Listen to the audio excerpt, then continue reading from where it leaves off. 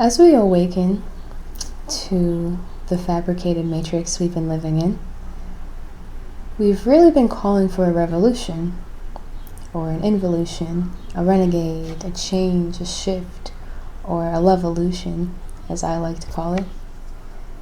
And we've been really almost hypothetically pondering on what this shift might look like, or what could initiate it, or what the new paradigm it would bring would look like. That time is here. This is what a paradigm shift looks like. If you didn't, I'm sure you already knew, but just in case someone had to say it, it's happening right now. It's the dawning of it. The great awakening of humanity is upon us right now. It's no longer hypothetical. We can see it. We can feel it. And this is exciting. Although it is chaotic, it is exciting because it opens up a whole new spectrum of possibilities. And that's what I want to talk about. Because the question is now no longer how are we going to initiate this change, but rather, where are we going with this great change? What are we going to create? What are we visualizing? What do we want? How are we as individuals going to contribute our own piece of the puzzle in this grand time? There are many reasons why this shift is happening right now. But to me, the most exciting one has to do with the fact that individuals are waking up to who they really are and how powerful they are. Meaning people are really being able to deprogram from all these false belief systems that have been conditioned into us for so long. These false programs to believe we are something that we're really not, and to make us not know who we are or what we're capable of, and to not understand this connection we actually have to the intelligent universe we live in. So these are very exciting times as people remember and delve into their consciousness as a sovereign being.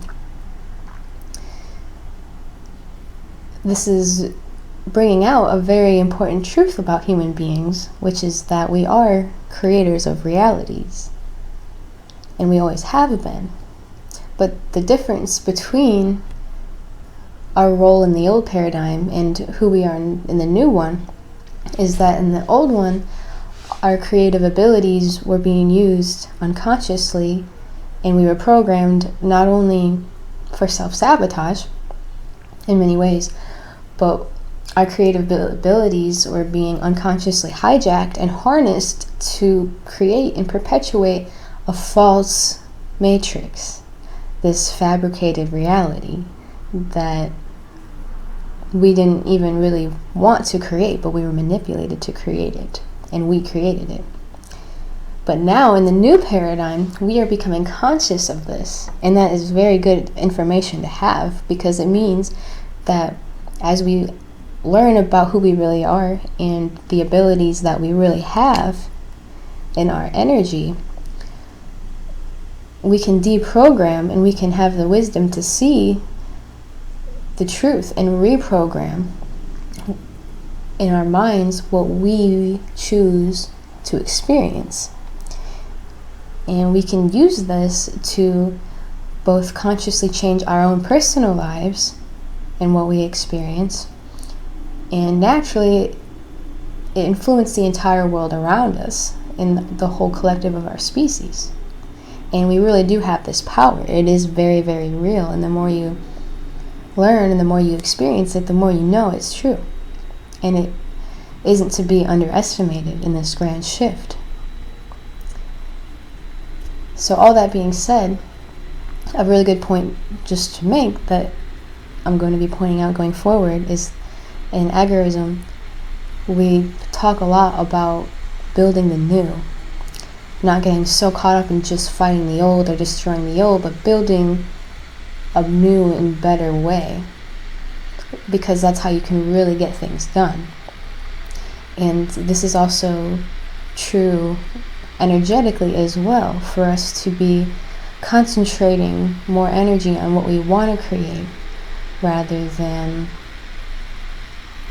focusing on what we no longer want to create.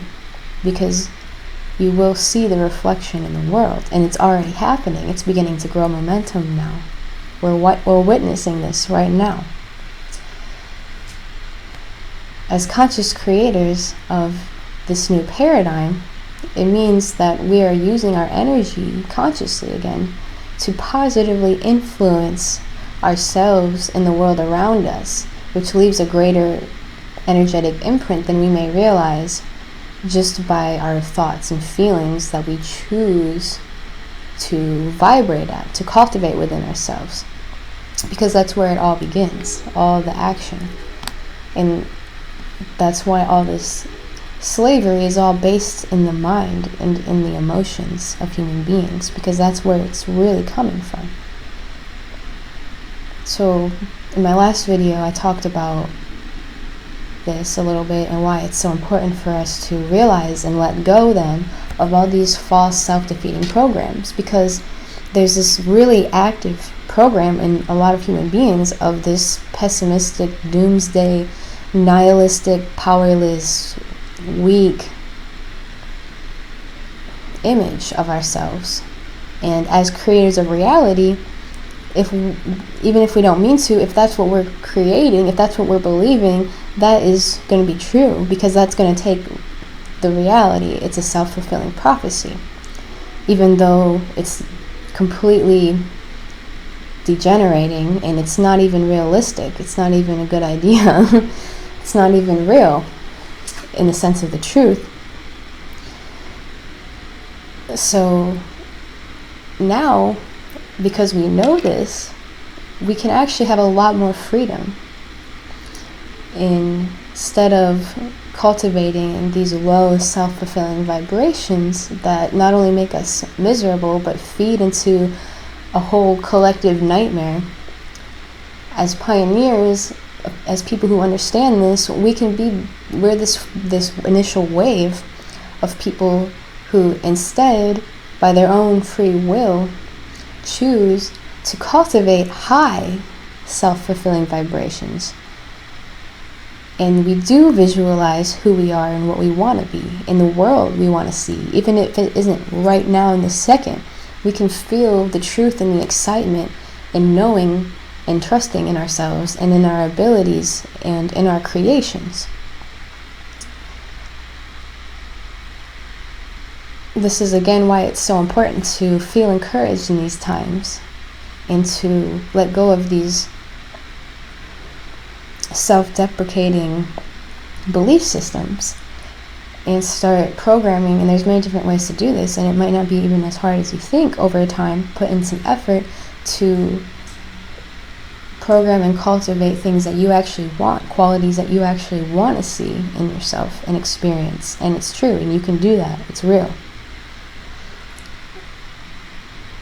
And the more that we can believe in this, in our abilities, and the more that we can witness them and experience this and watch how powerful this energy really is, the more it's going to perpetuate this momentum, which is already growing. You can see, it surprises me. I really didn't expect the momentum to be growing like this, and that's why I'm just kind of pointing some of this stuff out. If anyone else has been noticing this, bring it to your attention that there is momentum growing in this great change in the collective mind, individual by individual, because the mind is where all the real power is. That's where all this is rooted in. That's where all this is coming from.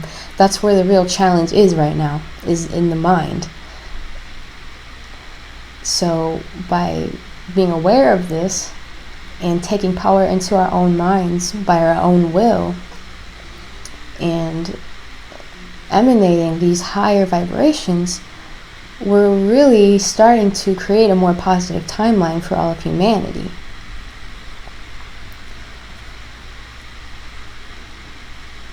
So, again, that being said, if we want to be these renegades of peaceful change, using this energy in ourselves that is powerful,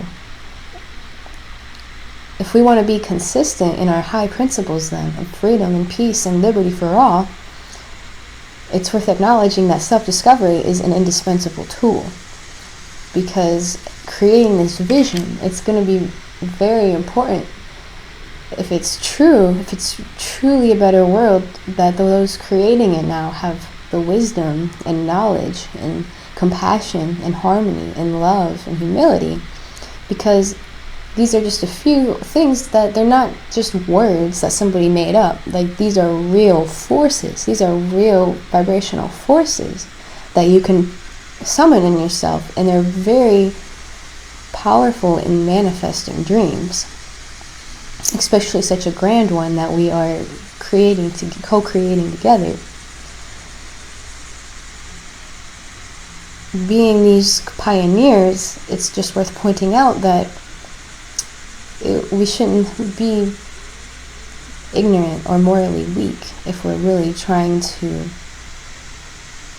create a beautiful dream like this. And of course that goes without saying, but it can just be tricky sometimes. So that's why self-discovery is very important for all of us. And going back to the original question, what are we going to do? How are we going to do this? What are we going to create? How are we going to visualize this? These are questions that we all can begin really evaluating, I think, on a real level. It's no longer hypothetical, because there are many things that we can do to participate in this, just even small things that are very important when millions of people are doing small things all around the world.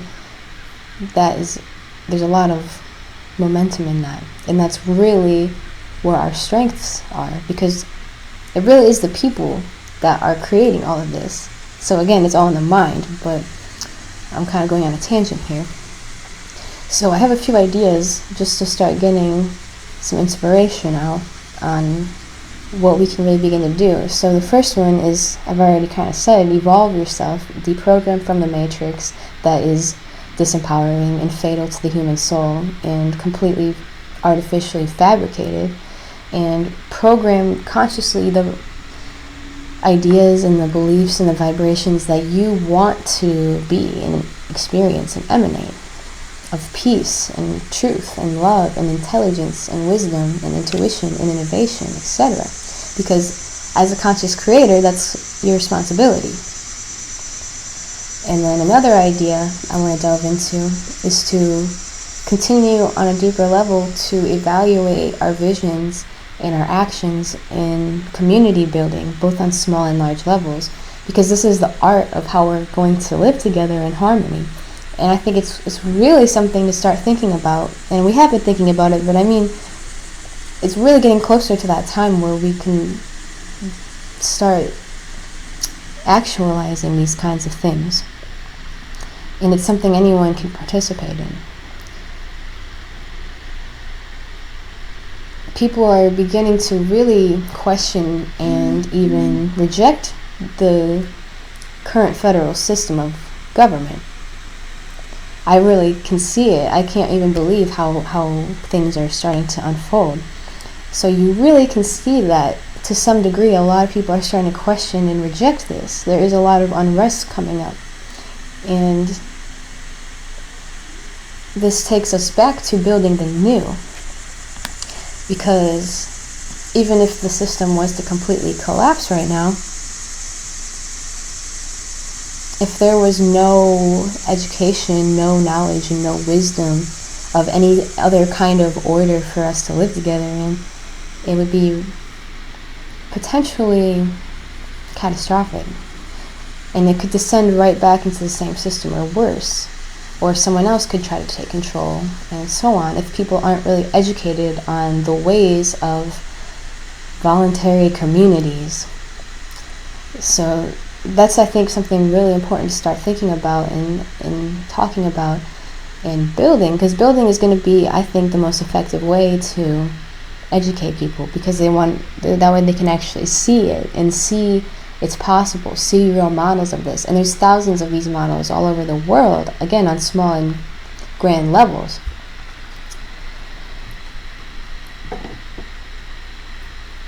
there are many resources available to start brainstorming on how we can start to build more community.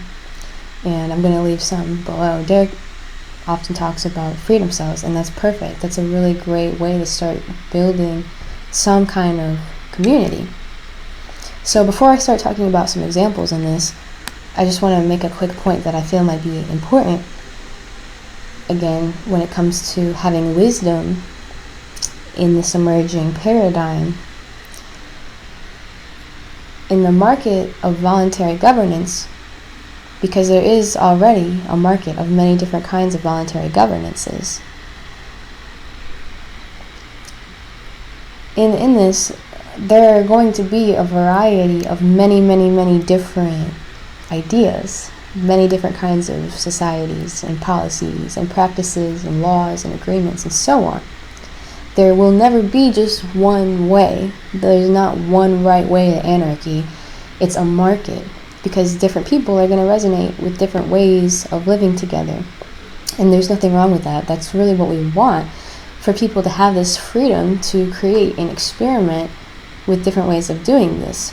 And the benefit of that, it's actually going to lead to figuring out the best way to live together, because it's a competitive market of voluntary governance. The main thing that really matters, of course, is just the non-aggression principle, that these societies are completely voluntary, and that those that are living amongst them are all there by their own choice, and that they're free to leave at any time and find maybe a different community that suits them better. So, as an example of this on a large scale, what's already happening, and you can see this from the Startup Societies Foundation or the Institute of Competitive Governance, these groups which are finding and studying and connecting different startup societies all over the world. There's private cities, eco-villages, special economic zones, micronations, seasteads, communes, all different kinds of ideas, and they all have different policies, ranging from very free market anarcho-capitalists to even ones that are a lot more socialist. And these very different communities can coexist in a market of voluntary governance just fine, again, as long as they're voluntary. So there's no need to get so hung up on making people agree with your exact system of your community. So again, build and create and co-create with what you resonate with, and that's really what's important. We don't have to, of course there's this problem with anarchists having this black and white mindset, like it has to be one way, when that's just not realistic.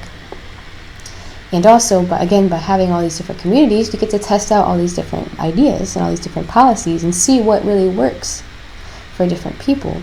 Because this is a whole new field we're going into, this voluntary community building on a wide level. There is a lot for us to learn. And although I mentioned more large-scale things, speaking of building your community locally, this is just as important. These little things are so important because they're really the foundation of everything. So don't underestimate the power in even just simple and small acts of bringing your community together, of bringing people together, whether it's a small town or a city, or it's your neighbors or your family or your friends or people who are in the same niche as you, or so on. There's so many different ways you can do it. Whatever resonates with you is going to be a very beautiful thing, because even the simple act of baking the old lady next door a cake or something, that is more effective in creating a positive world than you might think. It's obviously more effective than voting in a ballot, and it's definitely more effective than sitting in your house and just seething about the lack of community you see. So you don't have to do these grand heroic things. When small acts of kindness like these are repeated by millions of people, billions of times, that is very transformational. And we're witnessing that slowly but surely. The small group of dominating parasites literally is meaningless when people no longer hold that belief in their mind. That's really all they have. It's The true root of their power is psychological. That can't be stressed enough. It's the mind. So when we can take our minds back and align with who we really are, which is so much more than we might think, and we can raise our vibration and we can spread it to others and empower others, help others to empower themselves, and they get their minds out of the shackles of the psychological prison. And we can do all this meaningful work to start really building that world that we want to see in, because we're visualizing it and we're seeing it and we're believing in it and we're knowing it's real, and so we're naturally going to vibrate at that level and connect to that. It is real, and the more people that can begin to do this with clarity, the momentum is going to keep growing exponentially, and we're going to have a lot more control than we might have thought in how this actually plays out.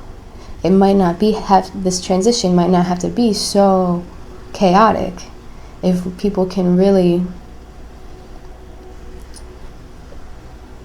evolve themselves and start connecting with other people like this now that it is time. And follow your intuition, because it really will guide you on how to do this.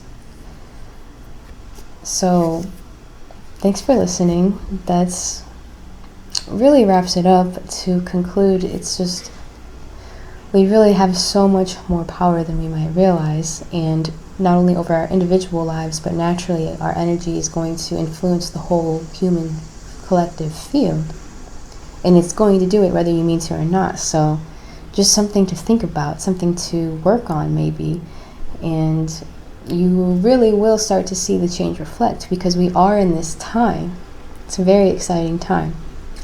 And even though we may be faced with many challenges, this kind of work allows us to cultivate the strength and the unshakable knowing and peace that will really, really guide us, no matter how crazy things may get, or what kind of darkness might come to the surface as we learn the truth of what's been happening on our world.